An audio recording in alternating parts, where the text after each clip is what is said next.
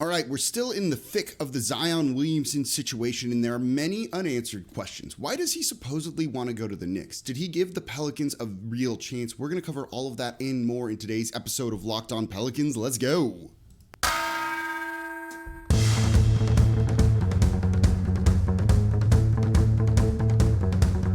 You are Locked On Pelicans, your daily New Orleans Pelicans podcast, part of the Locked On Podcast Network. Your team every day. Welcome to another edition of Locked On Pelicans, the daily podcast covering your favorite team, the New Orleans Pelicans and NBA, part of the Locked On Podcast Network, available your team every day, available wherever you get your podcasts, and available on YouTube. I'm your host, Pelicans Insider, credential member of the media, Jake Madison, at NolaJake on Twitter, here with y'all on this Thursday. Yeah, I lied yesterday when I said we're not going to talk about Zion Williamson, because we are. I went on a couple of different shows the past couple days, and it gave me some ideas for things to talk about that I want to really break down in today's show.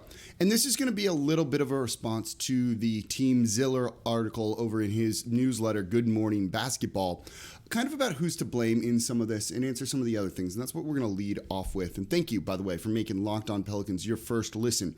Every day, we're free and available 5 days a week for you all, available wherever you get your podcasts and on YouTube. We've even got fancy lighting and everything here. So I appreciate everyone tuning in and making me part of your day. There's a lot to talk about. And the Zion situation is not going to go away anytime soon. And frankly, it's going to make what should have been a quiet offseason, like not quiet at all. We weren't going to need to probably talk about draft picks. We weren't going to really need to talk much about free agency because they weren't have a ton of money. Everyone could just take a break for a month or two. Not going to probably happen now. As I said, that's not 100%, I think, that Zion is going to be on the team next year.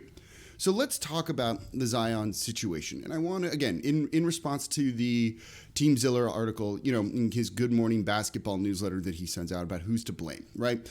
And people, I think, are missing sight of things. I think people want to be like, it's mostly Zion's fault, or it's mostly the organization's fault, and CJ McCollum has no culpability in what this exact situation is today. And I don't really look at it like that. I look at this as everyone's to blame, and I'm not really trying to kind of dole out a percentage of blame pie or anything here, because I think that's kind of misguided, because it's all one big mess. The way I kind of look at this is if you're renting an apartment with three others, right? You got three roommates and you're late on the rent, but you've got your part of the money there. Two other people have their part of the money there. And then your fourth crappy roommate doesn't have their money ready. The landlord's not going to be like, Jake, Tom, whoever, you're all good. And it's the other guy that's bad.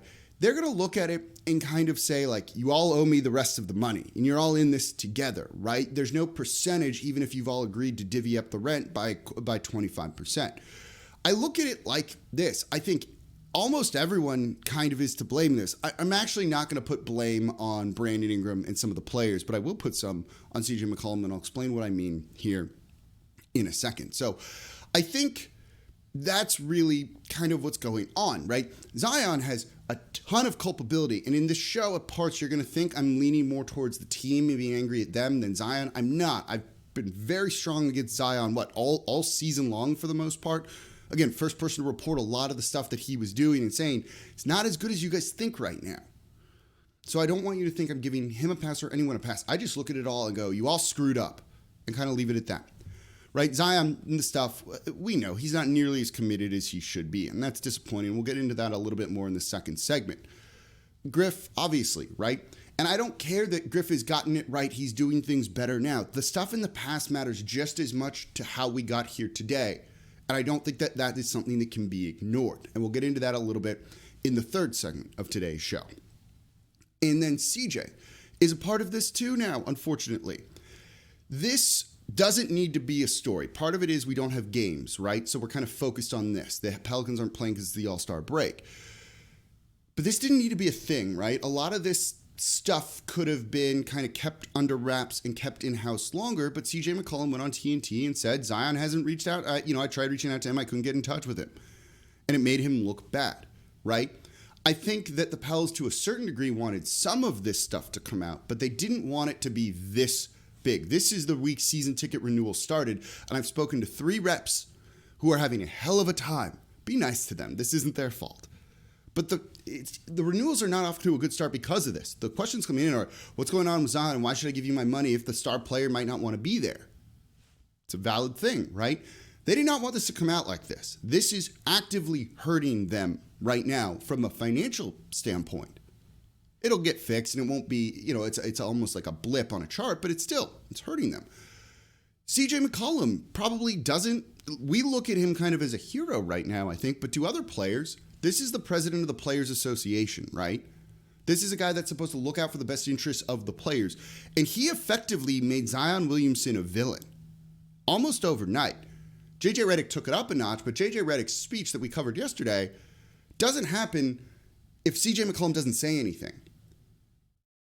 Was he not prepped by the team? He had a PR guy with him in Cleveland. They always do, right? They knew he was going to ask a question about Zion. Was he not prepped for this? Was this just an accidental, inadvertent thing? Look, I've made those this season, right? And it's made it look bad because when we talked to Willie Green today, when the Pelicans have practice, what do you think one of the first things is going to be? The other 3 players we speak to after practice, what do you think it's going to be about? Probably going to be with Zion and things like that. They will have those people prepped. We talked about it in today's show. It'll be lies. They're going to stand behind Zion because that's what they've done publicly. So for a player who's with a PR person to not do that, I think screws things up, right? Again, I think they've wanted some stuff about Zion to come out to put a little bit of pressure on him, but probably not to this degree.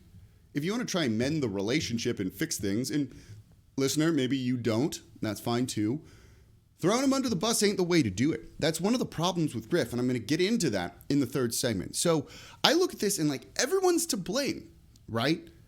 Maybe, and we'll get into this in the next segment too. Let's save it. Let's get into the Knicks stuff and did Zion give the team a fair chance here? And this is going to kind of be like 2 segments in one that will really get into some of this stuff. Because I have an answer to your Knicks question. Everyone goes, well, they're not good, right? Why would he potentially want to play there? I'll explain. Coming up here next in today's episode of Locked On Pelicans. Before we get to that, though, today's episode of Locked On Pelicans is brought to you by BetOnline.net. Football might be over this season, but basketball is in full swing in mode for both pro and college hoops. So for the latest odds, totals, and player props, if you want to go anywhere and get all of that information, it's betonline.net, your number one spot for all your sports betting needs. BetOnline remains the best spot for all your sports scores, podcasts, and news this year as well. It's not just basketball, right? Not just NBA. They got college hoops, hockey, boxing, UFC odds, as well as just any sort of sport that's out there right now. Soccer, any of that type of coverage you want, they've got it over at betonline.net. So head to the website today or use your mobile device to learn more about the trends and action over at betonline.net. BetOnline, where the game starts. All right, thank you for making Locked On Pelicans your first listen. Now, for your next listen, check out the Locked On Now podcast. Nightly recaps of every NBA game with analysis from our local experts. You can't get all that context from the box score. You want a quick 30-second rundown of what happened in a game? Locked On Now is the best way to do it with the people that are there covering it. It's free and available wherever you get your podcasts. All right, we're continuing to talk about Zion Williamson, and I actually mean this part. Tomorrow, we're going to talk rotations, Garrett Temple, that sort of stuff. Jose Alvarado, we'll get back to basketball, and we at least need one day off of this, right? So we will not talk Zion unless something crazy happens tomorrow, and I'm hoping it doesn't, but we won't be talking Zion, and we can maybe just take a bit of a break and enjoy Mardi Gras weekend and everything like that.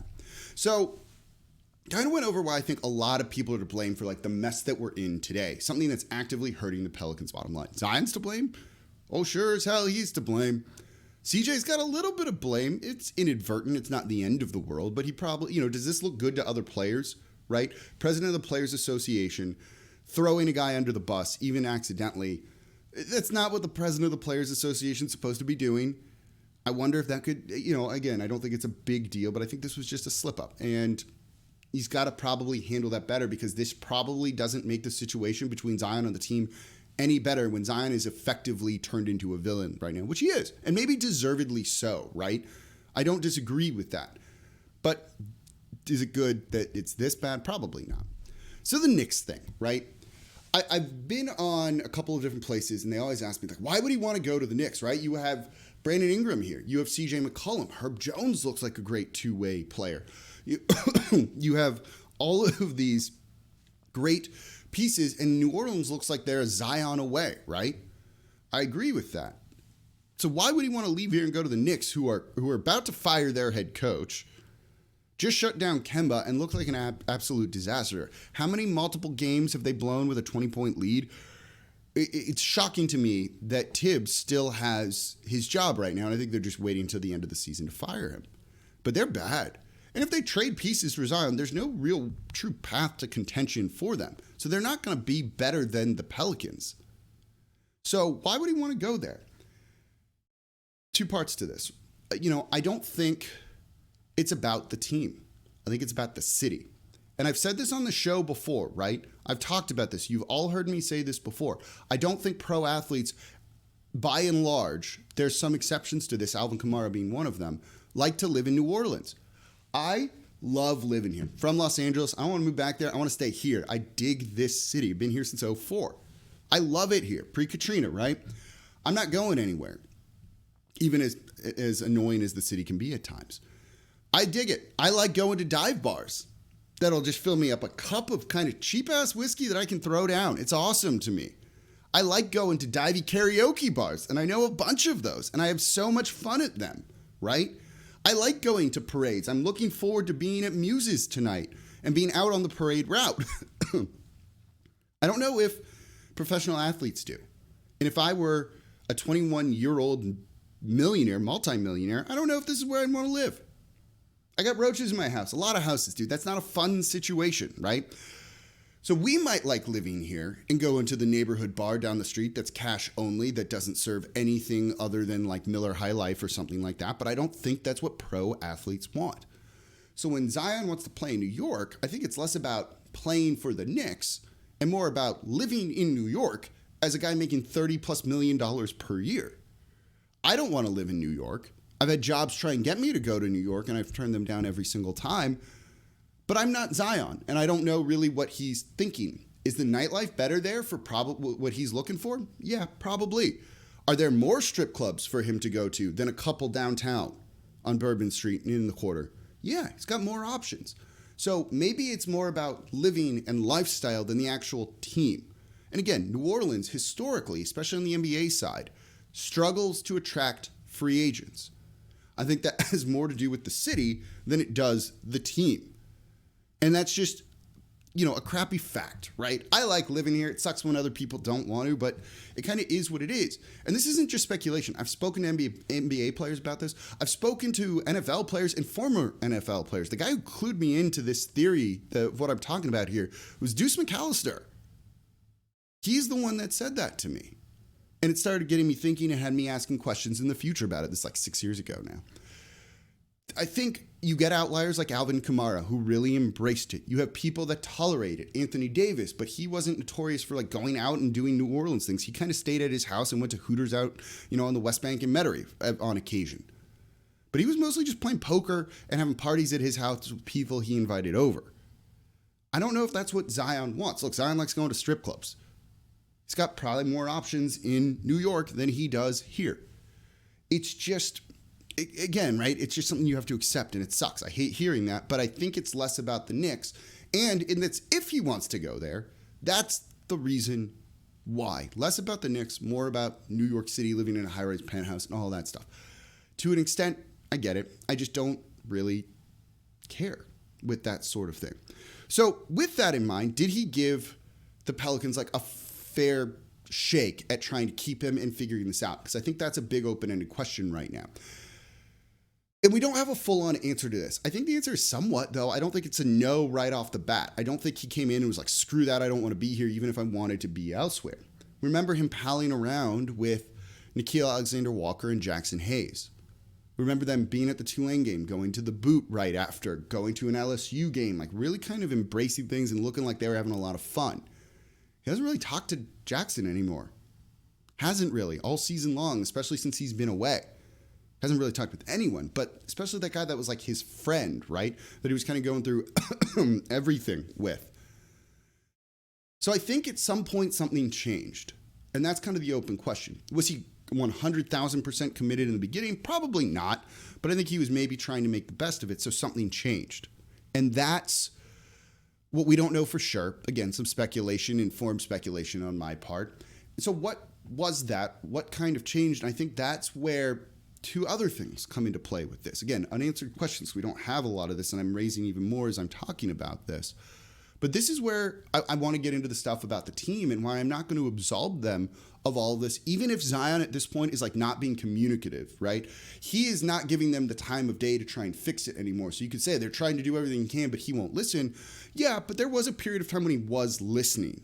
And that's where things went wrong. And that's why I think those past things that Griffin has done, the team has done, are actually something that matters today, and why I think it's fair, as Ziller did, to bring it up in an article talking about Zion and kind of culpability around this just crappy situation that we find ourselves in. So let's talk about that after I'm still trying to shake this cold. After up in the next segment. There we go. So that's coming up here next in today's episode of Locked On Pelicans. Before we do that, though, this episode of Locked On Pelicans is brought to you by RockAuto.com. With the ever-increasing numbers of makes and models out there, it's impossible for your local chain auto parts store to stock all the parts you need. So why endure often pointless or seemingly like intimidating questioning too, right? And wait while the person behind the counter orders the parts on their computer, choosing only the brands their warehouse happens to carry. It means you're going to pay one price, and that's whatever they're going to demand it. You're there. You're a captive audience, right? But you have access to RockAuto.com at home on your computer and even in your pocket on your phone. So save time and money when using RockAuto.com. And this is where I get all the parts for my cars, and I work on my cars myself. I actually need to order a new car cover. I'm going to order it through RockAuto.com. Don't choose to spend 30, 50, even 100% more for the same parts from a chain store or a car dealership. RockAuto.com, it's a family business serving do-it-yourselfers for over 20 years, and their prices are always reliably low for every single customer. And they have everything you could want. Brake parts, tail lamps, motor oil, new carpet if you need to refresh your ride, things like that. So go on their super easy-to-use website. You click on the make, the model, the year. That's it. They're going to show you all the parts available. You can choose the prices for the parts that you want. Do you want the high-end stuff, or do you just need whatever's going to work for your budget right now? They have multiple options. Chain stores is not going to do that. So go to rockauto.com right now and see all the parts available for your car or truck. Write Locked On in there. How did you hear about us box so they know we sent you. Amazing selection, reliably low prices, all the parts your car will ever need. Visit rockauto.com. All right. Thank you for making Locked On Pelicans your first listen every day. We're here 5 days a week breaking down everything you want to know about the team. We are, and I promise I won't break it this time, going to not talk about Zion tomorrow. Rotations, Willie Green, coaching, that stuff. Kind of rest of the season. What are they going to do? And what's their schedule look like, too? Is it hard or is it easy? Those are the things. Sorry. Sorry, man.